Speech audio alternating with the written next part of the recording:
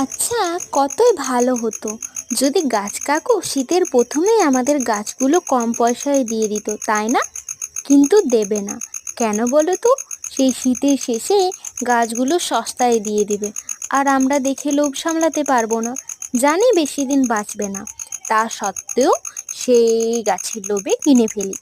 তো আমার সাথেও এরকমই হয়েছে। এই যে এই রক্তগাঁদার গাছটা দেখছো, এই গাছটা কত দাম নিয়েছে তোমাদের কোনো আইডিয়া আছে?